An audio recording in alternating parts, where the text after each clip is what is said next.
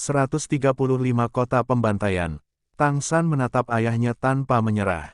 Ayah, berjanjilah padaku. Aku tidak punya ibu, aku juga tidak bisa tanpa ayah. Kamu, Tang Hao memandang putranya, tidak bisa menahan diri agar tidak kosong. Jika kamu tidak berjanji padaku, tubuhku untuk milikmu, maka aku akan menemanimu dalam kematian. Poin dari Eight Spider Lens sudah menempel di kulit Tang San. Bahkan jika Tang Hao bahkan lebih kuat, masih tidak mungkin untuk menghentikan bunuh dirinya. Melihat tekad di mata putranya, Tang Hao tahu bahwa Tang San tidak mempermainkannya. Sejak kecil dia tidak pernah menunjukkan niat untuk membangkang, tapi saat ini, putranya tampaknya telah sepenuhnya meninggalkan kendalinya. Penampilan Tang San menjadi tampan, bahkan lebih seperti ibunya. Mata Tang Hao berubah agak berkabut, sepertinya yang berdiri di depannya bukanlah putranya, tetapi istrinya. Ayah, jika ibu masih hidup, dia tidak ingin kamu mengabaikan kesehatanmu. Untukku, dan untuk ibu, berjanjilah padaku. Menarik napas dalam-dalam, Tang Hao menghadap ke langit dan menghela nafas. Sepertinya aku sudah sangat tua, benar-benar tidak bisa melakukan apa-apa. Baik, setelah kamu dewasa, aku akan menemani ibumu di makamnya. Ayo pergilah. Selesai berbicara, dia berjalan ke depan tanpa menoleh. Kompromi ayahnya sangat membebani pikiran Tang San. Wajahnya menunjukkan senyum tulus, dia mengikuti ayahnya dengan langkah cepat. Ke arah Tang Hao membawa Tang San, mereka pertama kali mencapai sisi sungai kecil. Lihatlah penampilanmu saat ini. Tang San menatap kosong, penampilan sekarang. Dia menundukkan kepalanya untuk melihat tubuhnya, tetapi tidak ada yang jelas berbeda. Hanya otot-ototnya yang tidak tampak menonjol seperti sebelumnya, tetapi proporsi tubuhnya bahkan lebih baik. Berjalan ke sisi sungai, ketika Tang San melihat bayangannya di air, dia tidak bisa menahan diri untuk menatap kosong. Kulitnya agak lebih cerah dari sebelumnya, mata biru tua yang cerah dan penuh dengan ekspresi, kepala dengan rambut panjang biru tua yang indah, wajah yang tampan dengan sikap yang agak tabah. Seolah-olah wajahnya dikupas dengan pisau, melepaskan roh yang tersimpan di dalamnya. Apakah ini aku? Jika Tang San digambarkan sebagai orang biasa sebelumnya, maka, saat ini, dia benar-benar akan berada di level yang sama dengan Dai Mubai dan Oscar. Meskipun gayanya tidak sama, saat ini dia tidak akan lulus tanpa perhatian seperti sebelumnya. Matamu lebih besar, lebih mirip ibumu. Setelah mewarisi darahnya, kamu secara alami juga akan mewarisi beberapa gen yang selalu dia sembunyikan di dalam dirimu. Menyentuh wajahnya yang halus. Hati-hati memperhatikan pantulan di sungai, yang berubah bukan hanya penampilannya. Saat ini dia bahkan telah berubah dalam temperamen, tampaknya sedikit lebih halus dan tenang dari sebelumnya, seperti seorang pemuda cantik yang anggun. Ayah, siapa ibu sebenarnya? Tang San benar-benar tidak bisa membantu tetapi menyuarakan keraguan di dalam hatinya, bertanya kepada ayahnya. Siapa ibunya? Mengapa ibunya memiliki roh kaisar perak biru? Tang Hao menggelengkan kepalanya. Aku bilang aku akan memberitahumu setelah kamu menyelesaikan semua pelatihan khususku. Ayo pergi, kita harus pergi ke tempat yang seharusnya kamu tuju. Setelah di jalan lagi, kata-kata Tang Hao kembali menjadi jarang seperti sebelumnya. Tang San menilai matahari di langit yang dia tangani ayahnya selalu menuju utara. Adapun kemana mereka pergi, dia tidak tahu. Hanya suasana yang berangsur-angsur menjadi lebih dingin. Tang Hao masih mengikuti jalan setapak di antara pegunungan. Bagi mereka, dinginnya dunia luar tidak berarti apa-apa. Setelah makan angin dan tidur di luar selama setengah bulan, di depan ada sebuah kota kecil. Ini adalah pertama kalinya Tang San melihat sebuah kota sejak memulai pelatihan khusus Tang Hao. Dalam hati dia mau tidak mau diliputi perasaan yang berbeda. Kota kecil ini tidak besar, tetapi saat mereka masuk, Tang San merasakan suasana aneh di sekitar mereka. Dia tidak bisa mengatakan mengapa, tetapi dia selalu berpikir orang-orang di sekitar mereka memiliki sifat dingin yang tidak biasa. Tang Hao membawa Tang San ke sebuah kedai di kota kecil dan masuk. Suasana di kedai itu sangat keruh. Tang San mencatat bahwa dekorasi di sini secara tak terduga semuanya hitam. Meskipun di luar siang hari, di dalam tempat ini ada perasaan gelap yang suram dan dingin. Saat ini kedai minuman itu sekitar 30% penuh. Meskipun suasananya keruh, orang jarang berbicara, memberikan kesan yang sangat sunyi. Kedatangan Tang Hao dan Tang San menarik banyak tatapan, tetapi sebagian besar hanya pandangan sekilas yang melintas di antara mereka. Tang Hao menemukan tempat duduk bersama putranya di sudut. Seorang pelayan dengan pakaian hitam dan ekspresi apatis berjalan mendekat. "Apa yang kamu inginkan?" Tang Hao dengan dingin berkata. "Beri aku 2 Bloody Mary." Wajah pelayan itu sedikit berubah. Petik 2. Tersapu oleh tatapan sedingin es Tang Hao, dia tidak berani mengatakan apa-apa lagi, menoleh dan pergi. Setelah beberapa saat, 2 cangkir cairan berlumpur terbawa. Cairan itu tampak merah tua, menyebarkan bau yang menyengat, seolah-olah hidungnya terkena darah. Tang San mengerutkan kening, tetapi Tang Hao mengangkat cangkir dan mengosongkannya dalam satu tegukan. Mengangkat kepalanya untuk melihat putranya. "Minumlah." Tang San ragu-ragu sejenak, perlahan mengangkat cangkir. "Ayah, apa ini?" Tang Hao meliriknya, mengulangi. "Minumlah." Tang San menarik napas dalam-dalam, tiba-tiba menutup matanya, menuangkan cairan dalam cangkir ke perutnya dalam satu suap. Cairannya agak asin, apalagi agak pedas. Rasa darah yang kuat tiba-tiba merasuki indera perasa dan penciuman Tang San. Tang Hao menatapnya, dengan tenang berkata, "Ini adalah secangkir darah manusia." "Apa?" Wajah Tang San langsung memucat. Saat berikutnya, dia mau tidak mau menyandarkan kepalanya ke samping, muntah. Muntah yang keras memecahkan ketenangan di dalam kedai, dan juga menarik perhatian semua orang di sana. Suara tawa yang menggelegar naik. "Dari mana cewek ini berasal? Pulanglah ke rumah. Ini bukan tempat yang seharusnya." Bahkan tidak bisa menikmati secangkir Bloody Mary, dan masih ingin mendapatkan kualifikasi untuk masuk. "Haha, kembalilah ke rumah dan hisap payudara ibumu." Semua jenis suara keji memenuhi kedai. Emosi yang tertahan dari para pelanggan itu tampaknya telah menemukan jalan keluar, dan menyerang Tang San tanpa menahan diri. Mengosongkan semua yang ada di perutnya masih tidak bisa sepenuhnya menghilangkan rasa darah, dan Tang San hampir memuntahkan bahkan empedunya. Saat Tang San mengangkat kepalanya untuk melihat ayahnya, Tang Hao mengangkat tangannya, menunjuk orang-orang yang mencemooh itu. "Bunuh mereka." Suara-suara mencemooh memekik berhenti, setiap orang menatap Tang Hao dengan tatapan yang tiba-tiba mengerikan. Tang San juga tidak menyangka bahwa ayahnya akan memberinya persyaratan ini, dan dalam hati dia langsung ragu-ragu. Tang Hao berbicara dengan suara rendah. "Bukankah kamu mengatakan kamu ingin mengambil tempatku untuk menyelesaikan bisnisku? Lalu, lakukan apa yang aku katakan." Menarik napas dalam-dalam, menahan perasaan mual, Tang San perlahan berdiri. Suara Tang Hao datang dari belakangnya. "Kebaikan terhadap musuh, adalah kekejaman terhadap dirimu sendiri. Tak satu pun dari orang yang mampu meninggalkan tempat ini telah berjalan di jalan tanpa kematian. Termasuk kamu, termasuk aku. Bunuh mereka, jangan, biarkan ada yang hidup." Sebelum Tang San bisa bergerak, seorang pria besar di dekatnya sudah berdiri tiba-tiba. "Aku akan membunuhmu dulu." Sebuah belati bertanduk ditusukkan dalam sudut yang sulit, tepat di jantung Tang San. Orang ini jelas sangat berpengalaman, dan dia mengarahkan belati tepat di tempat yang bisa menembus celah di antara tulang rusuk Tang San. Niat pembantaian, apakah ini ayahnya yang mengembangkan niat pembantaiannya?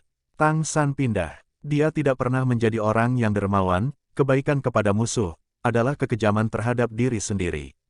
Tangan kirinya terulur seperti kilat, menangkap belati dengan suara kong. Pria besar yang memegang belati hanya merasa seolah-olah belatinya tertancap di batu yang kokoh, tidak dapat maju, tidak dapat mundur.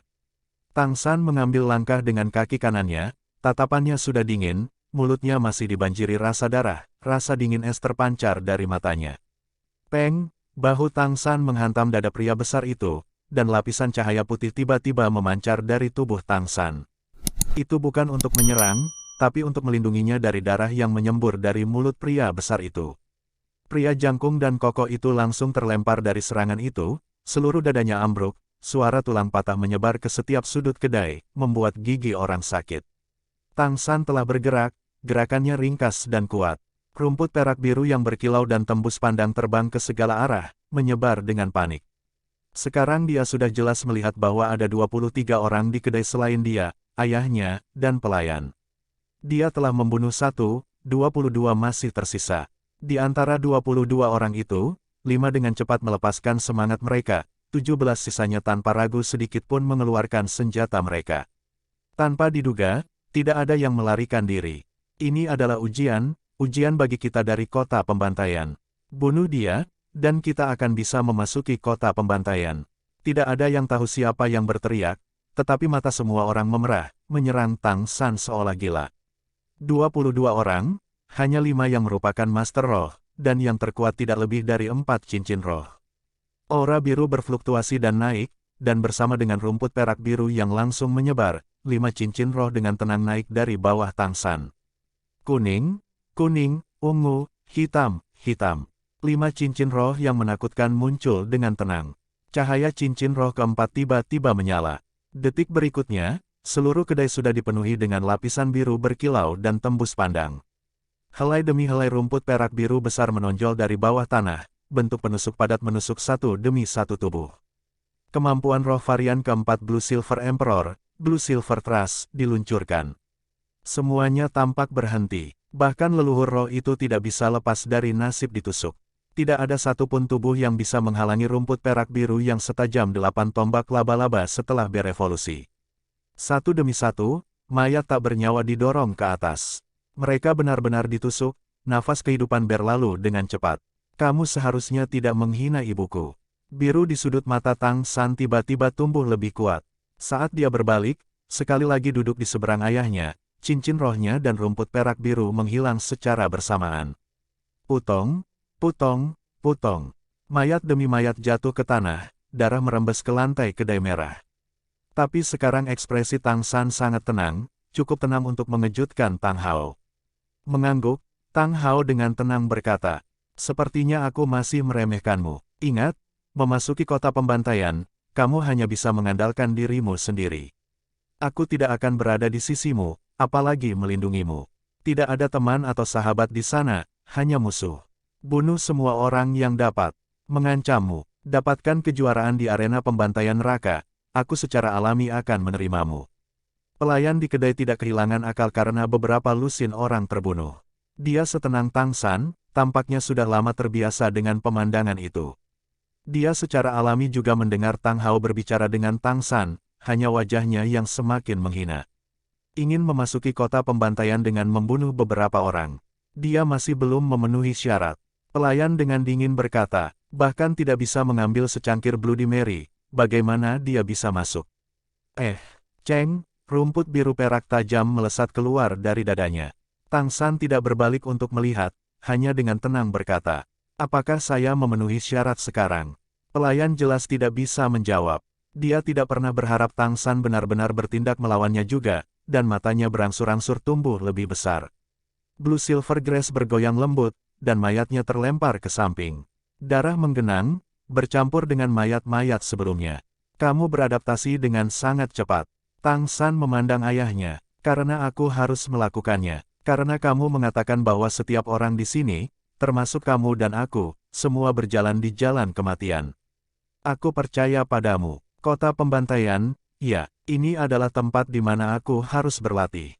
Ayah, aku akan berhasil. Apa yang tidak dia katakan adalah, untuk melindungi keluarga, kekasih, dan sahabatnya, untuk mewujudkan harapannya sendiri untuk bertahan hidup, dia tidak akan mundur. Tang San adalah orang yang cerdik, dan setelah mendapatkan tengkorak kebijaksanaan, otaknya menjadi lebih tajam.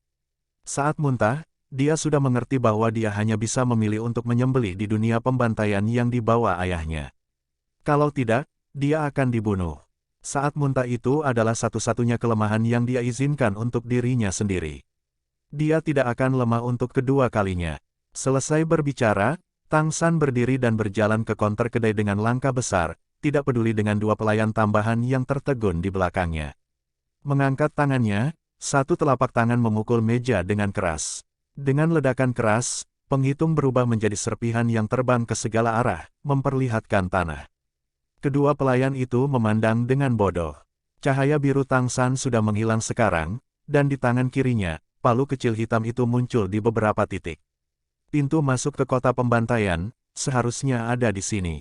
Memutar, betis menghasilkan kekuatan, palu kecil hitam pekat itu berubah menjadi seberkas cahaya hitam, menghantam lantai dengan keras. Kekuatan spiritual Tang San telah lama menyelidiki perbedaan di sini. Ada ruang kosong di bawah konter ini. Jelas tidak mungkin bagi kota kecil ini untuk menjadi kota pembantaian.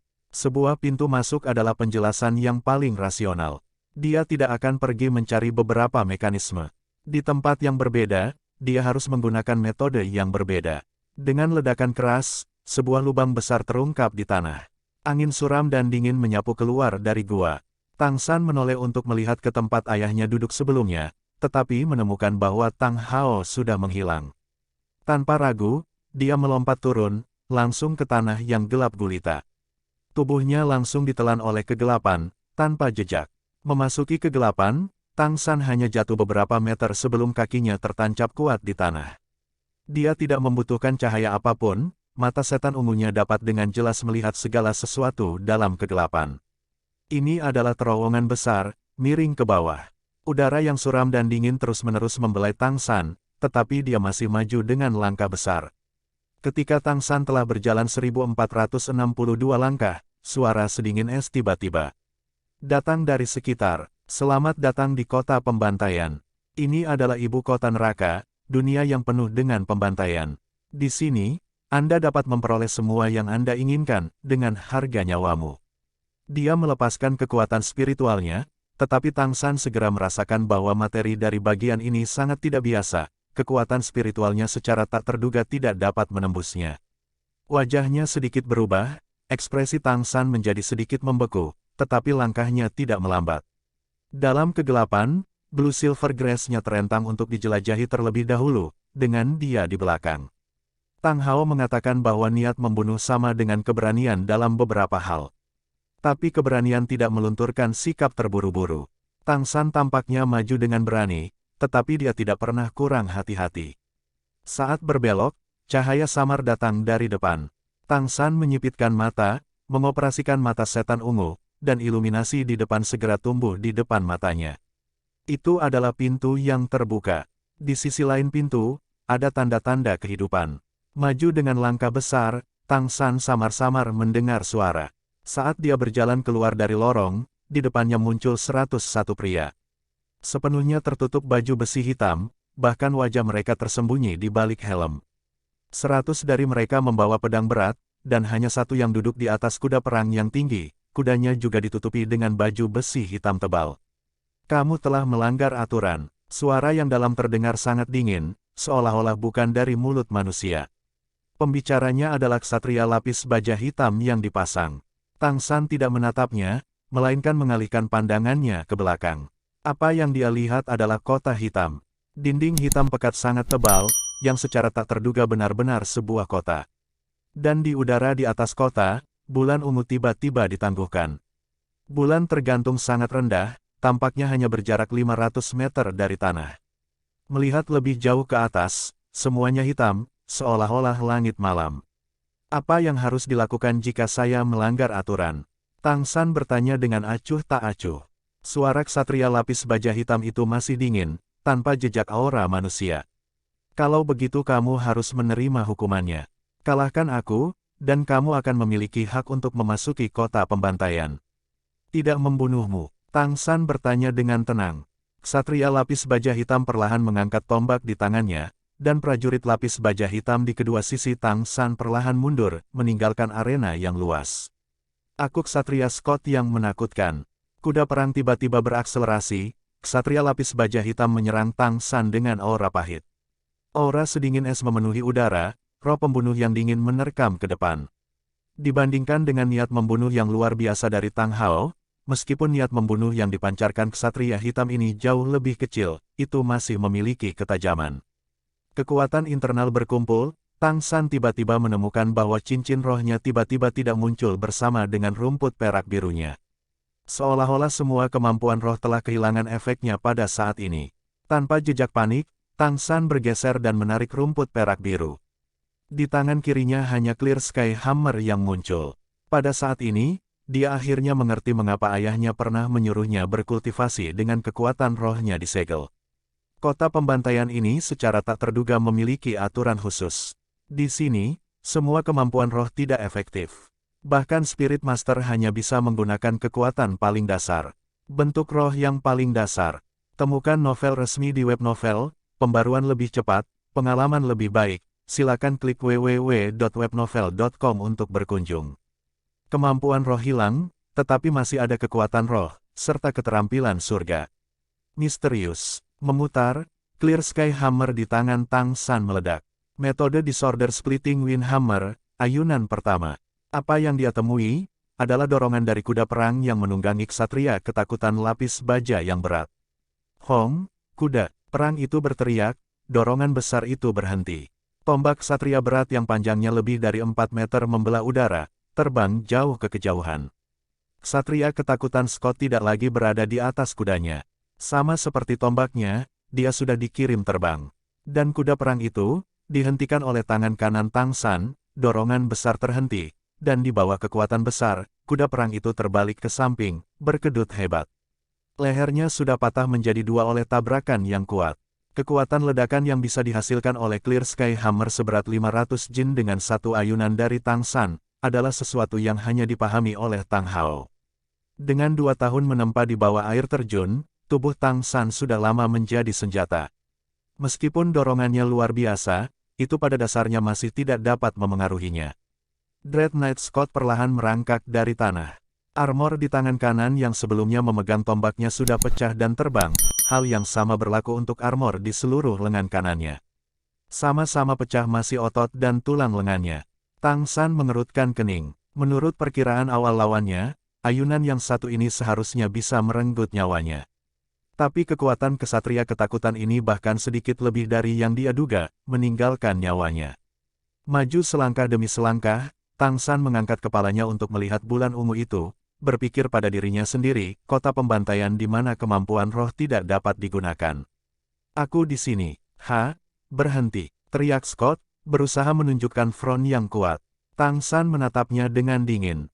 Saat ini, helm Scott sudah terlepas, memperlihatkan wajah seorang pria parubaya yang kejam. Dia melihat ekspresi di mata Tang San, dan sudah waspada. Jelas, dia tidak membayangkan bagaimana kekuatan anak ini akan begitu menakutkan. Bukankah dia seorang guru roh? Halangi aku lagi, dan aku tidak peduli jika aku harus membunuh kalian semua. Tang San berkata dengan dingin. Tidak menghalangimu. Kamu sudah lulus ujianku. Kamu memiliki kualifikasi untuk memasuki kota pembantaian. Ksatria ketakutan berbicara dengan sedikit kesulitan.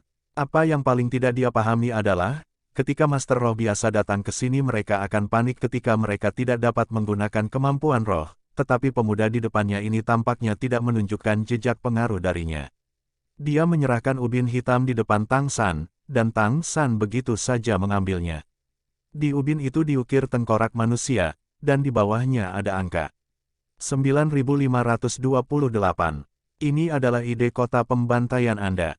Silakan masuk ke kota. Seseorang akan menerima Anda di gerbang. Memegang ubin, Tang San maju dengan langkah besar, tanpa melirik ksatria yang ketakutan itu. Menatap punggung Tang San yang berangsur-angsur menjauh, Scott menarik pedang di pinggangnya. Mengayunkannya dengan keras, dia memotong lengan kanannya yang sudah benar-benar hancur. Darah merah membasahi tanah hitam, bau darah memenuhi udara. Gerbang kota yang gelap gulita memberi orang semacam perasaan yang sangat menindas. Kata-kata tinggi digantung di gerbang kota besar, kota pembantaian. 2 prajurit lapis baja hitam berdiri diam di depan gerbang. Sebelum Tang San bisa mengungkapkan token di tangannya, seorang wanita dengan topeng muslin hitam melangkah keluar untuk menyambutnya. Selamat datang di kota pembantaian. Suara wanita itu sangat menyenangkan. Melangkah ke samping dari depan Tang San, dia membuat gerakan mengundang. Meskipun kota bawah tanah ini membuat Tang San sangat heran.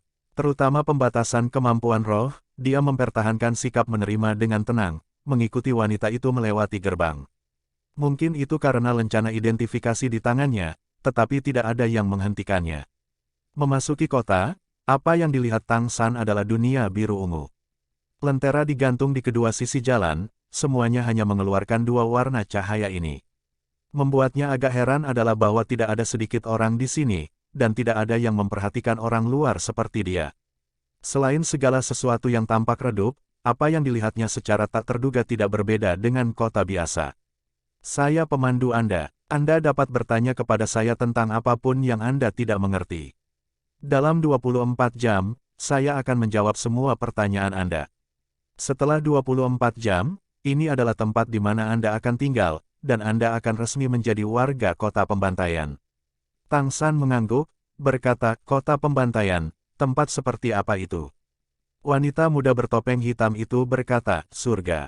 Surga kebobrokan. Tang San mengerutkan kening, sederhana sekali. Wanita muda bertopeng hitam itu mengangguk setuju. Tang San berkata, lalu bagaimana Slaughter City didirikan? Jawaban wanita muda bertopeng hitam kali ini lebih untuk kepuasan Tang San. Kota pembantaian telah ada selama 1000 tahun. Menurut legenda, itu adalah domain yang ditinggalkan setelah guru roh yang tangguh menembus peringkat ke-100. Di sini, semua kemampuan guru roh tidak efektif. Orang hanya bisa mengandalkan naluri dan fisik mereka sendiri, kekuatan untuk bertahan hidup. Kekuatan roh dapat digunakan sebagai sumber kekuatan. Tang San memandang wanita muda bertopeng hitam itu, lalu apa aturannya di sini? Wanita muda bertopeng hitam berkata dengan tenang. Aturan di sini adalah tidak ada aturan. Sebagai warga kota pembantaian, kamu dapat melakukan apapun yang kamu inginkan di sini. Bahkan jika gelar Douluo datang ke sini dari dunia luar, dia masih akan menjadi lemah karena kehilangan kemampuan rohnya. Tapi di bawah pemerintahan Slaughter King kita, pada dasarnya tidak perlu takut pada mereka. Di Slaughter City, selama Anda memiliki kemampuan, Anda dapat melakukan apapun yang Anda inginkan. Tapi saya harus memperingatkan Anda, tepatnya karena tidak ada aturan di sini, Anda mungkin menghadapi bahaya maut kapan saja. Dalam beberapa hal, ini adalah surga kejahatan. Surga kejahatan, ya, ada banyak orang yang datang ke sini justru karena mereka tidak bisa eksis di dunia luar, dan tidak punya pilihan selain masuk. Setelah datang ke sini, mereka tidak perlu khawatir tentang pengejaran lagi. Setiap warga negara kota pembantaian akan menikmati perlindungan kota pembantaian. Tang San hampir tidak memperhatikan perlindungan ini. Karena dia bisa datang ke sini melalui kekuatan kekerasan, itu berarti kekuatan apapun bisa melakukan hal yang sama. Bahkan tanpa kemampuan roh, masih ada kekuatan roh. Gelar Douluo adalah masih ada kekuatan di antara kekuatan di sini. Apakah para penjahat di sini benar-benar aman? Tuan 9528. Saya mengerti apa yang Anda pikirkan. Wanita muda bertopeng hitam itu tiba-tiba berkata. Tang San menatap kosong sejenak, Anda tahu apa yang saya pikirkan. Petik 2. Kamu pasti bertanya-tanya bagaimana Slaughter City bisa melindungi rakyatnya, ya. Hati Tang San berkedut, bagaimana kamu tahu? Wanita muda bertopeng hitam berkata, karena setiap pendatang baru ke kota pembantaian akan memikirkan hal yang sama. Tetapi segera, mereka akan menyerah pada ide ini. Memasuki kota pembantaian memerlukan menjalani tes dan pemeriksaan pembantaian. Meskipun Anda masuk melalui metode aneh, kamu membawa niat membunuh yang cukup. Terlebih lagi, kamu mengalahkan Lord Dread Knight. Oleh karena itu kamu memperoleh izin untuk bergabung. Namun, ada satu hal yang harus kuperingatkan padamu. Memasuki kota pembantaian itu sederhana, tetapi pergi secara praktis tidak mungkin. Hanya bisa masuk, tidak pernah pergi. Tang San agak kaget melihat wanita muda bertopeng hitam itu. Dia tidak percaya dia tidak akan bisa keluar. Wanita muda bertopeng hitam itu mengangguk, berkata, ada tim penegak hukum khusus di dalam kota pembantaian. Anda bertemu dengan Ksatria Lord yang menakutkan Scott, tapi dia hanya satu anggota dari tim penegak hukum. Raja pembantai yang perkasa mengendalikan segalanya di sini, dan kekuatan tim penegakan semuanya adalah spirit Douluo yang telah diberikan oleh Raja Pembantaian untuk menggunakan kemampuan roh. Kaptennya bahkan adalah gelar Douluo. Dulu banyak orang ingin keluar, tetapi tidak ada pengecualian untuk hasil akhirnya. Tang San terkejut. Jika mengatakan judul Douluo yang tidak bisa menggunakan kemampuan roh masih hebat, maka judul Douluo yang tidak bisa menggunakan kemampuan roh pasti tidak akan bisa mengalahkan roh Douluo yang bisa. Selanjutnya, menurut apa yang dikatakan wanita muda bertopeng hitam itu, Kapten Penegak Hukum Kota Pembantaian sebenarnya adalah gelar Douluo yang bisa menggunakan kemampuan roh. Tidak heran dia akan mengatakan tidak mungkin untuk pergi. Apakah tidak ada jalan keluar? Wanita muda bertopeng hitam dengan tenang berkata, tidak cukup, hanya ada satu cara untuk meninggalkan kota pembantaian, yaitu menjadi juara arena pembantaian neraka, memperoleh kualifikasi untuk menantang jalan neraka, dan setelah menerobos jalan neraka, maka kamu dapat meninggalkan kota pembantaian. Setiap kekuatan siapa yang melakukannya akan dianugerahkan dengan gelar Dewa Kematian. Dalam sejarah 1000 tahun kota pembantaian, telah muncul 8 Dewa Kematian secara keseluruhan. 8 dalam 1000 tahun, sosok tidak seimbang macam apa itu. Lalu jika seseorang gagal dalam tantangan itu, Tang San bertanya dengan cermat. Wanita muda bertopeng hitam itu tersenyum, kota pembantaian, tidak memiliki kekalahan. Hanya kesuksesan dan kematian. Ini berlaku untuk semua hal. Tang San tersenyum sedikit, sepertinya tempat ini benar-benar layak menjadi kota pembantaian. Tidak ada mata uang di kota pembantaian, makanan dan minuman apapun disediakan secara gratis. Tentu saja, yang beracun tidak dikecualikan. Di sini, orang mati adalah yang paling berharga.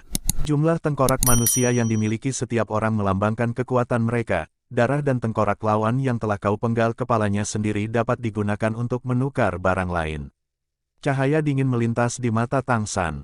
Sepertinya seperti yang dikatakan ayahnya, siapapun di sini datang melalui jalan kematian. Baiklah, bawa aku ke Hell Slaughter Arena. Tang San berkata dengan acuh tak acuh. Wanita muda bertopeng hitam itu menatap kosong sejenak. Kamu yakin, masuk ke sana, kurang dari 1 dari 10 yang bisa kembali hidup-hidup. Itulah tempat di mana populasi kota pembantaian kita paling mudah berkurang. Setiap orang akan diminta untuk memasuki arena pembantaian neraka setiap tahun sekali. Selama mereka bisa melewati satu pertarungan, mereka bisa hidup di kota pembantaian selama 1 tahun lagi. Tang San dengan tenang berkata, saya yakin, ayo pergi sekarang. Dengan mata setan ungu, Tang San samar-samar bisa melihat alis elegan dari wajah wanita muda itu sedikit berkerut di belakang kain muslin hitam.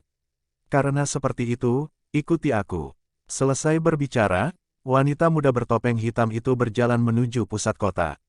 Kecepatan yang dia pertahankan sangat terukur, mengikuti di sisi Tang San selama ini, hanya setengah langkah di depan Tang San. Tang San juga tidak mendesak tentang apapun, hanya dengan tenang mengamati segala sesuatu di sekitarnya. Saat mereka berjalan, sesosok tiba-tiba berdiri di sisi jalan. Dia sebelumnya berada di sudut gelap, dan bahkan Tang San tidak memperhatikannya. Oh, ada Ruki, sepertinya akan ada Bloody Mary baru. Gaga, tatapannya menyapu orang ini, Tang San tidak bisa menahan cemberut.